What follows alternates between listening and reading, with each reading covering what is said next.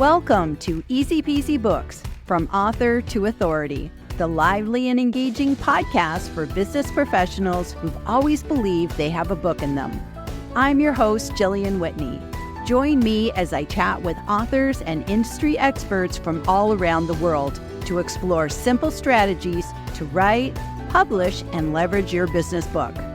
Whether you're an entrepreneur, executive, or an employee, this podcast is for you.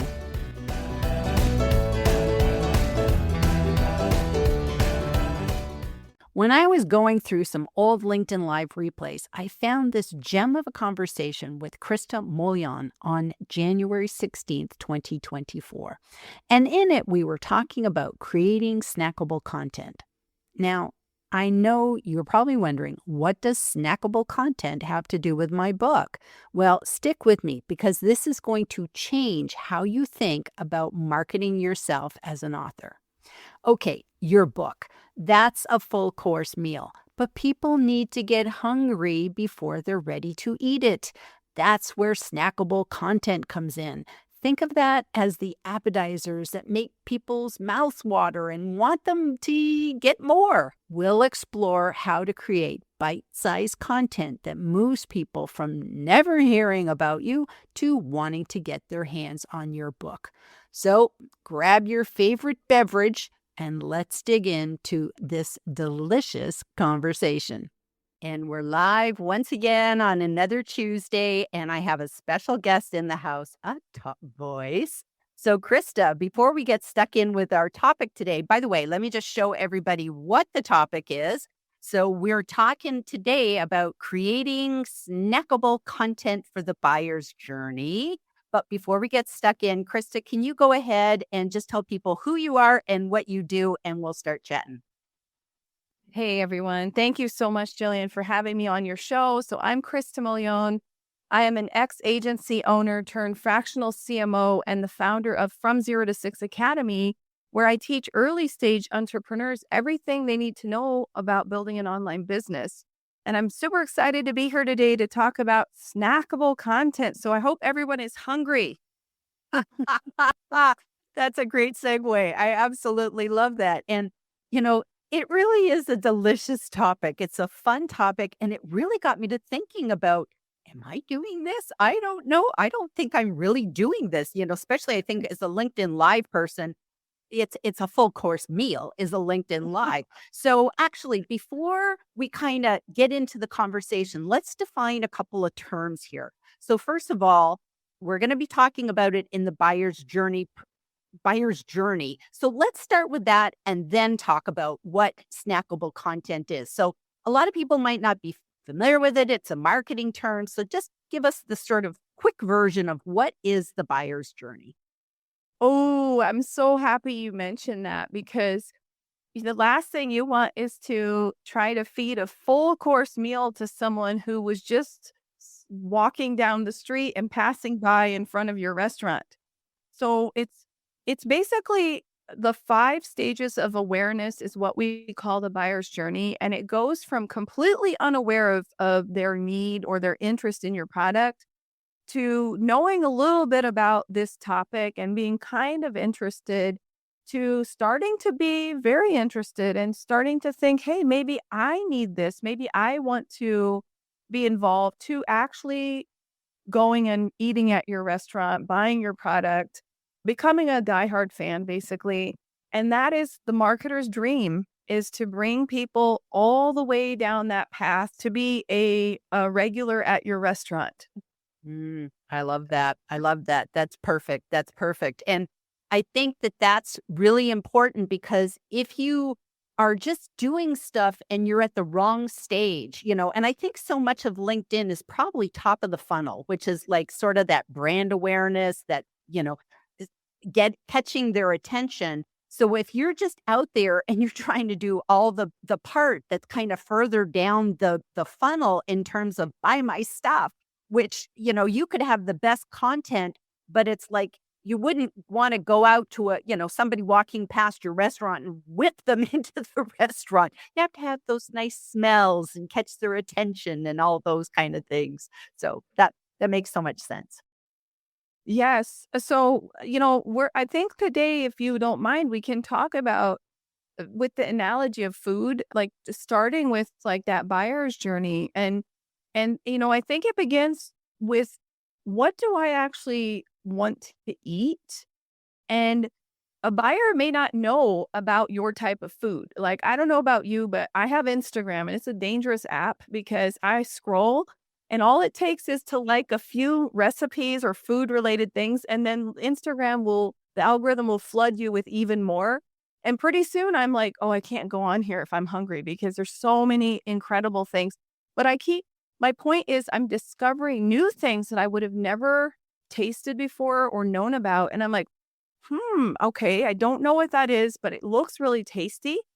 So I think that's kind of what your content can be like. The main thing about food and content is that it has to look good, because even before I put it in my mouth, I need the appearance, the packaging, the atmosphere to appeal to me.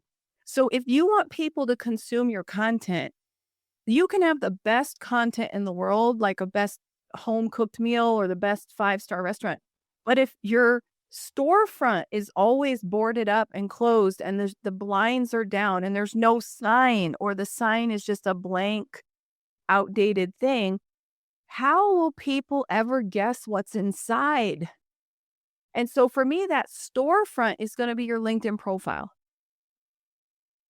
Your LinkedIn profile, or let's apply this to a broader term, because we might repurpose this on Instagram or YouTube or wherever we're going to talk. Anywhere where you want to set up shop. So if you're going to be on these different platforms, even your website, that's your storefront. Mm.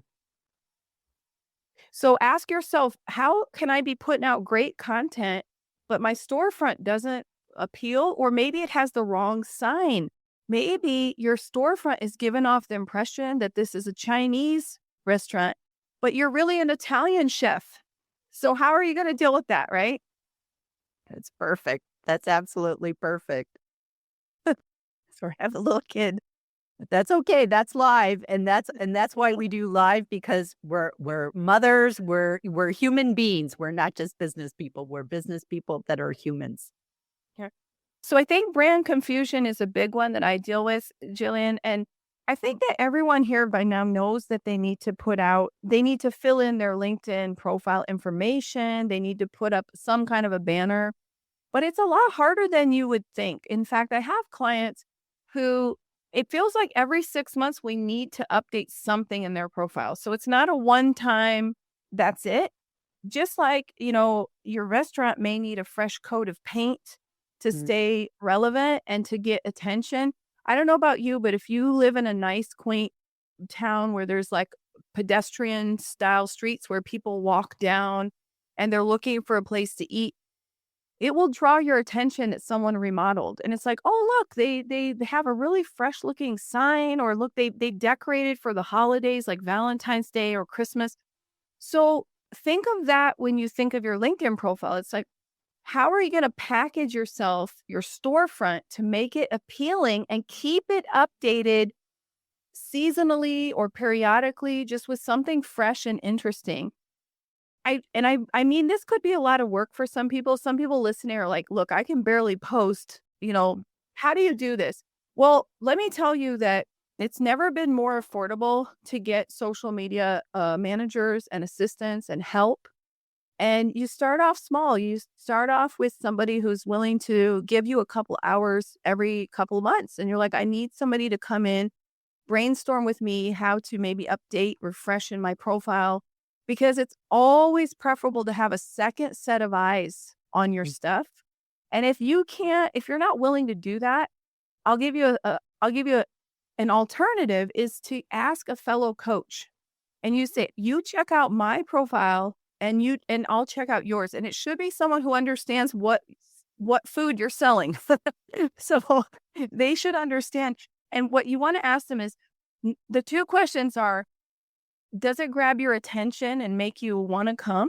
That's the number one question. And number two, is it clear, because you know the food that I serve, does my profile, from a 30-second bird's eye view? Does it reflect and match what you know I serve? And the person, I will guarantee you, 9 out of 10 times, they will say no, because you're much better than what your profile is reflecting. And then they'll tell you why. And what you need to listen to or ask for is, what are the descriptive words that they tell you about your brand? I'm in a call. Okay. The cat hissed at her. That's life. That's life.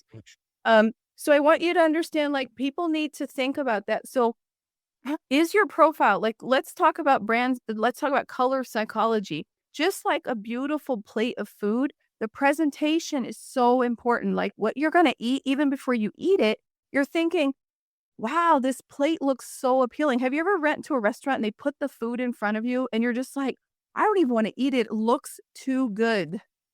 And you want to take a photo right away, right? Because we live in a Instagram world. Instagram world. So it's like, is your food Instagrammable, right? Oh, that's great. That's a good one. Think about your content. So when I look at your profile, does it make me hungry to know more about you? And does it reflect the type of personality you have? Like color psychology, there's 12 brand archetypes. And these brand archetypes each have their own color. Like red is dominant, purple is royal, blue is trustworthy, okay? Green is, of course, ecological, nature. Orange is innovative and fun. Let me think. Pink is fresh and could be also more about love and stuff like that.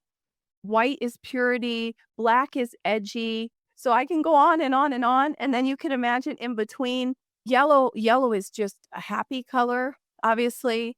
Lime green is one of my favorite colors because it's very, wow, can't forget it, but you can't overpower people either. So, look at your brand and say, did the main color I picked reflect some of the characteristics, how I want people to describe me? Because it's the same as food. It's like, do you want to be salty? Do you want to be spicy? Do you want to be sweet? And subconsciously, people are actually looking at those things. They're looking at what your brand reflects. I love that. I love that. And you talked about not wanting to overwhelm people and people being overwhelmed. But if you think about it, if I was going to invite you over and I said, Krista, come and come over and visit with me. If I made you a big full course dinner, that's a lot of stress. I've got the roast beef going and the Yorkshire puds and the roast potatoes and all that good stuff. But if I just had you over for a glass of wine and snacks, that would make it so much easier. So if you think about this snackable content, if you're already feeling overwhelmed, that's probably the easiest content to make, not only for the people to consume, but for you to create, correct? We need to transcribe this and get some quotables, because what you just said is, I want to reiterate that is so important what you just said. LinkedIn and social media is not the full course meal. It's the happy hour. So we are literally right here. We are like at your local really cool restaurant, but it's only from 5 to 7 and it's time for appetizers. You cannot order any food yet. You can just order snacks and drinks. And the reason is the full course meal is when they're ready to buy. Mm. And a lot of people get that confused, Jillian, because I think it's kind of our fault as marketers. We tell people, give value. Don't forget to post value. And people are like, oh, I know what I'm going to post. And they overdo it. Have you ever gotten a newsletter and I'm literally like, oh, I just woke up. I'm having my first coffee. And your newsletter is like printed like 5 pages long. And you're basically giving me a mini course in this newsletter. And I know you're proud of it because it's good content. But people aren't ready for that. They need to get their morning brew or they need to get their one glass of wine. So consider your LinkedIn content and say, am I standing out? But is it bite-sized? Is it bite-sized? That's what we want on LinkedIn. I love that. And I've often found that I'm scrolling through the news feed. And when I'm scrolling through the news feed or the LinkedIn feed, I'm looking for just little tidbits, something that's interesting. So we can talk about, GIFs and memes and, all those kind of good little snackable things. Even a poll is, to me, short form video. But if I see a long post that's like, some people, they'll write a post that's like, it's pages. It's I'd be scrolling forever. It's like, this is an article. If I wanted to read this, I would go to your article and then I would consume all this. And even with an article, break it up, folks. Put some of the snacks in your articles even. That's another idea. It's like, I'm much more likely to read a newsletter if you give me some breaks and I can see a GIF or a video or something that breaks that up. But a big wall of text, I'm out of here. I want to shout you out, Jillian, because your newsletter is really good. It's I've actually shared it with some of my clients who are like anti-newsletter. Newsletters, no one reads them, they're boring. But what you've done is you have given breadcrumbs. And that's another topic that we should talk about is breadcrumbs.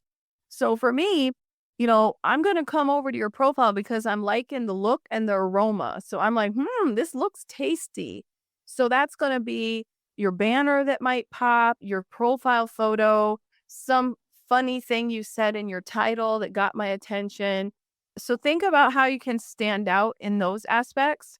I also really like taglines in the profile in both the title and the banner where you say something. And what I like to use for taglines is think about not what you do, but what your ideal customer really wants. Like, and this is on the buyer journey. Who's the person who doesn't even know the term? For example, personal branding. I hate that word. Sorry, guys.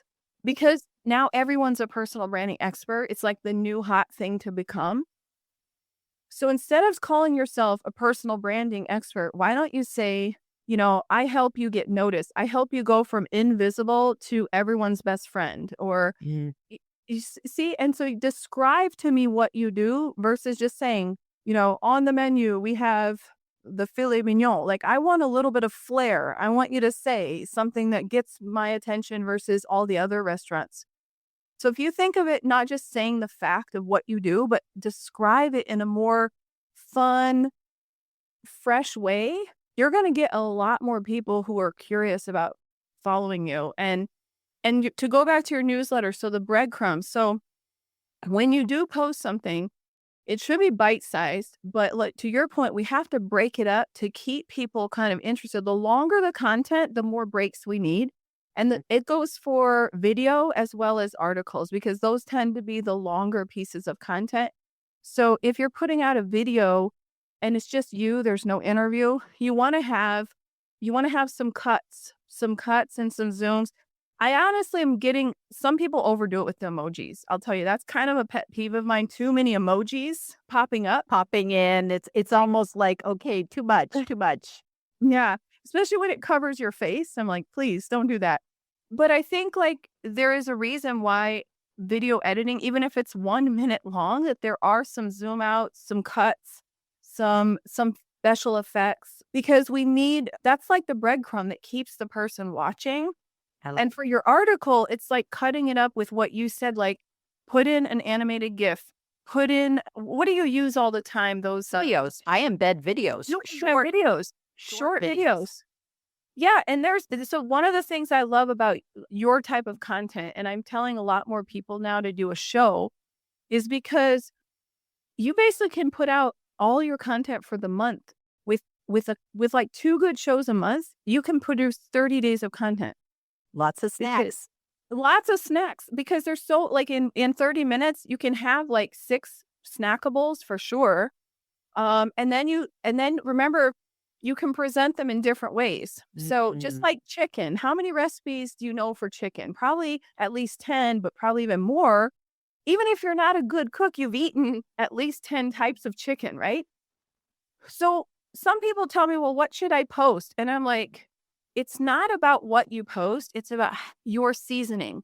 What is your special seasoning that you're going to put together that makes even the blandest things sound new and fresh? I love that. That's wonderful. That's wonderful. Okay, so let's hop over to the comments and see who we've got here with we've got a lot of snackable experts in the audience today. So start off with Jeff Young because he is the king of the gifs.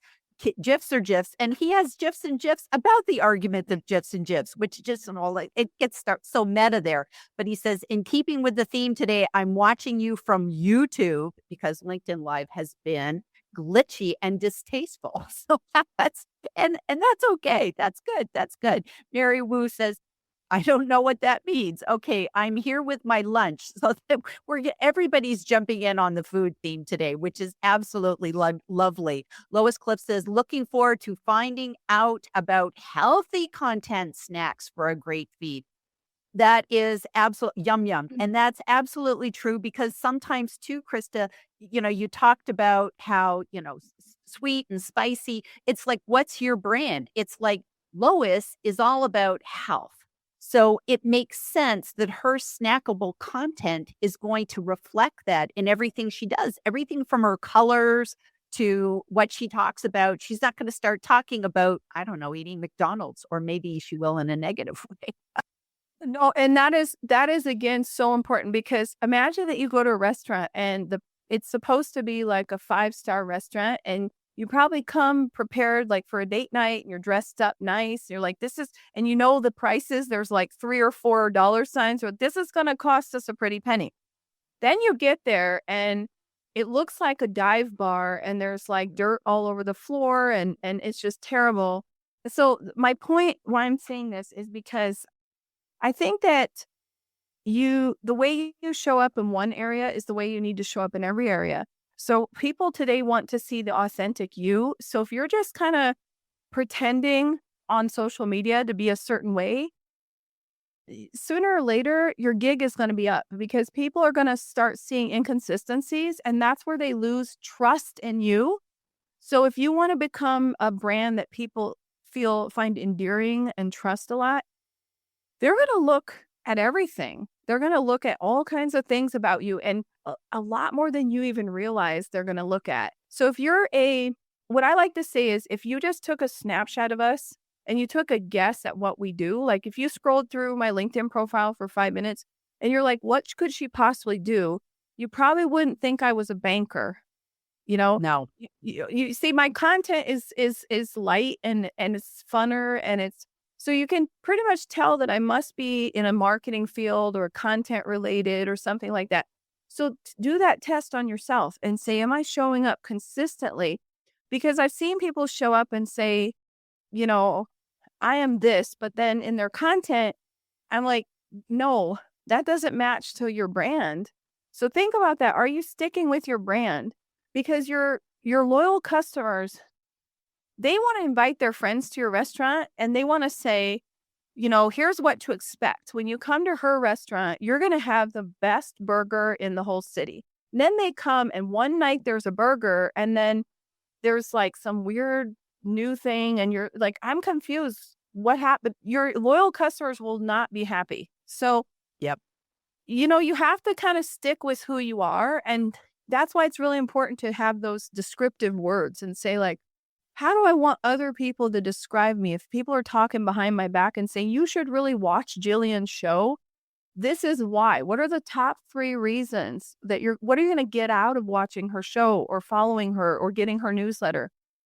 And a lot of times this intimidates people, especially people who are just starting their content journey. They're not able to post very often. So here's what I say. What would you want people to say? What would you want people to say? And sometimes we have this part of us that we're hiding, we're holding on to inside. Mm. And it takes a coach to kind of help you release your greatness. So I'm like, well, what do you really secretly want to be? Who do you want to be secretly? Because I know it's inside of you. It is the authentic you, but you're hiding it. It's like And that's knocking on the window to come out. yes. And that's what so instead of trying to produce, McDonald's style food, just because you see a bunch of influencers doing it, you're trying to copy them, come up with your own secret recipe. And don't be afraid to fail. Don't be afraid that sometimes it's going to be too spicy for some people. Sometimes you're going to get the sauce wrong and it won't turn out as well as you thought.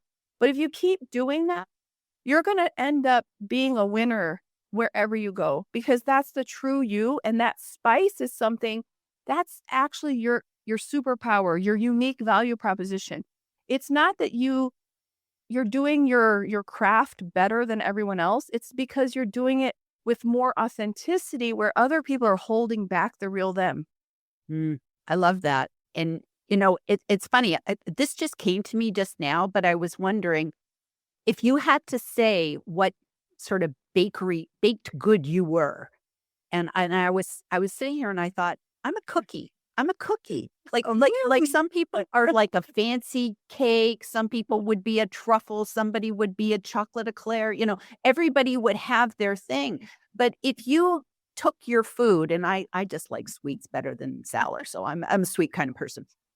But, if you think about it, you could say, is that reflected in everything I do? I wouldn't normally, I'm never going to show up and be somebody that puts on, I'm not into fancy makeup and shoes and this and that. So you're never going to see that in my content, but you're going to see stuff about books because I like books. It has nothing to do with my business, but that is me as a human being. And I would make edible books if I could. Well, and that brings me to another thing. I like that question. If anyone wants to answer in the chat, what kind of flavor are you? I love And that. what would you be as an as a bakery pastry? I think that for me, I would definitely be like a cinnamon bun. I would like to be a cinnamon bun, warm out of the oven, that you can lick the cream off and it's got the right flavor of like cream cheese with the right flavor of cinnamon. And then in the middle, it's got a lot to chew on. So you feel really warm and fuzzy afterwards. I hope that that's what I'm giving to people here.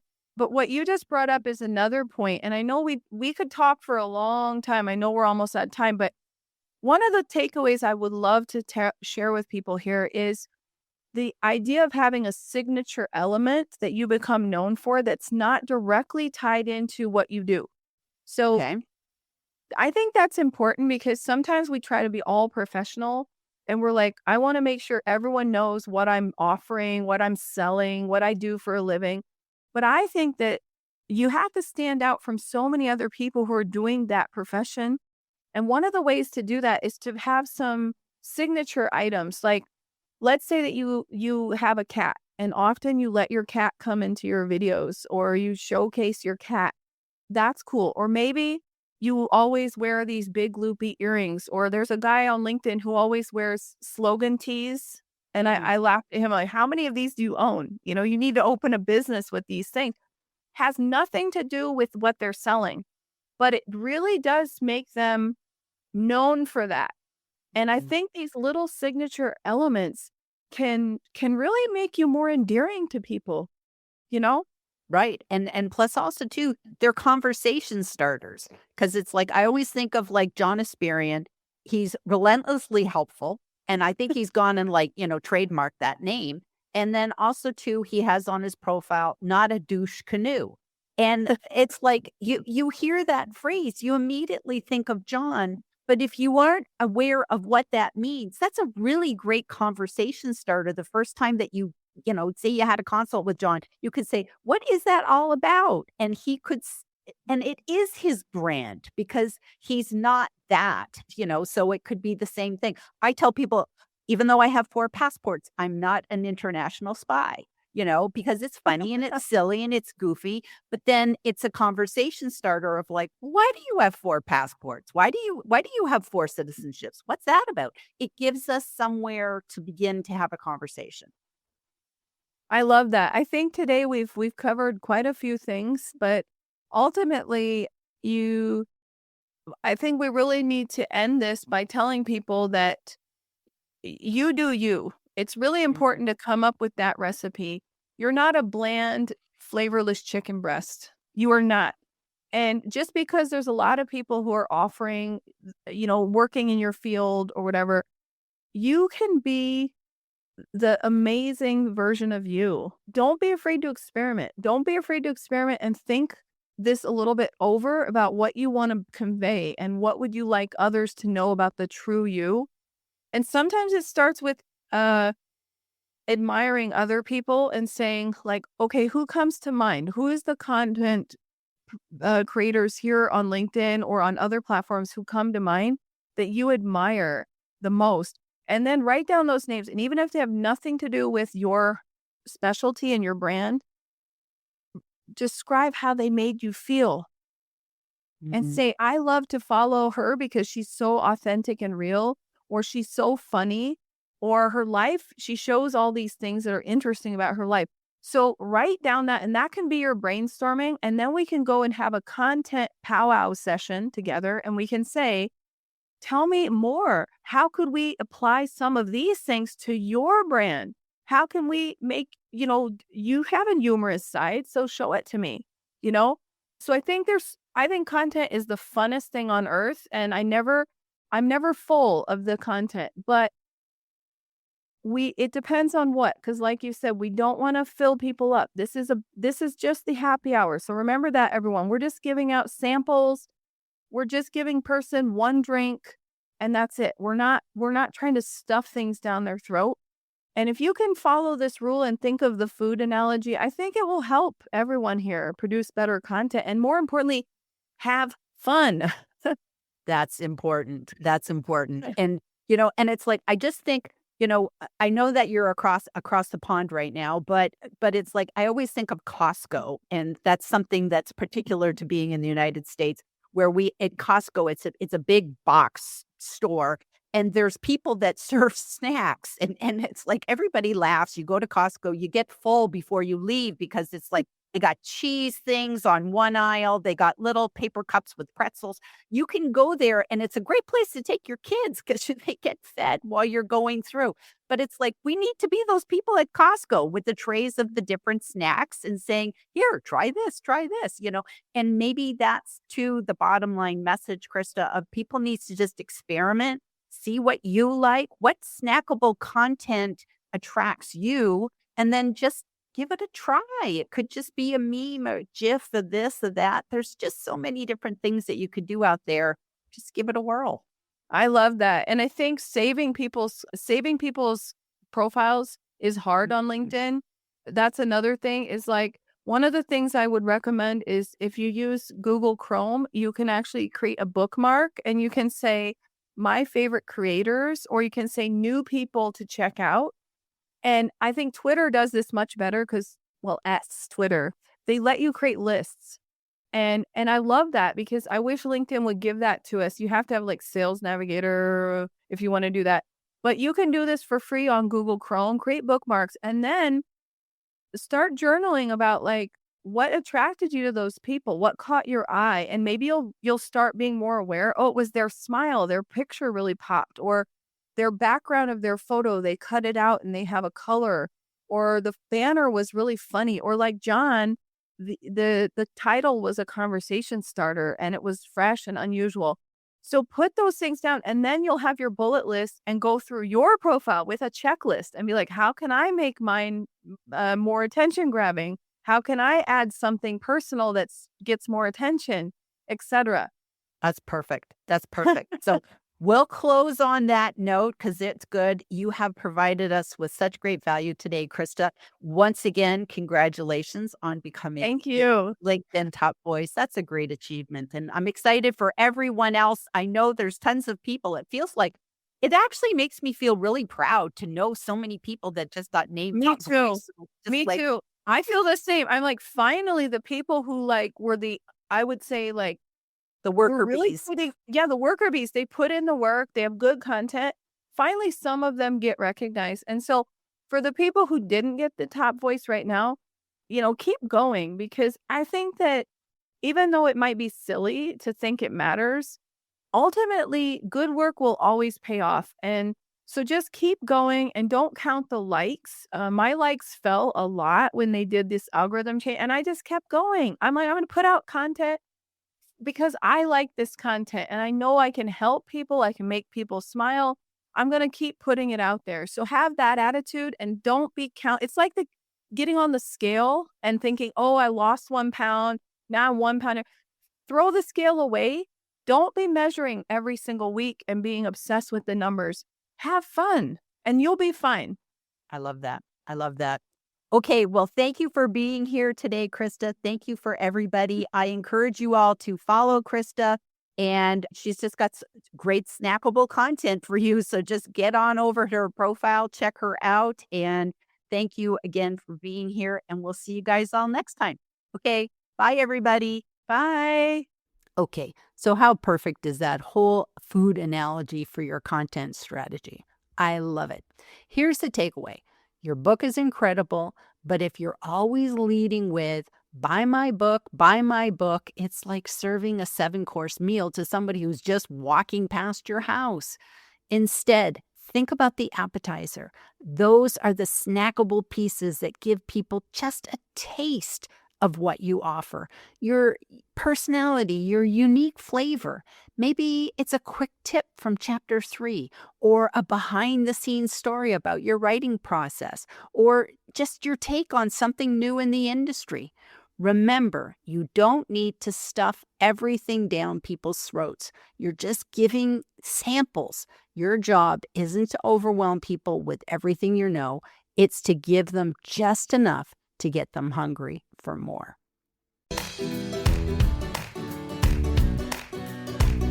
Thank you for tuning in to this edition of Easy Peasy Books, From Author to Authority. If you found value in today's episode, I'd be grateful if you could leave us a review. It helps other aspiring authors discover our podcast. To learn more about writing, publishing, and leveraging your business book, visit my website at easypeasybooks.com.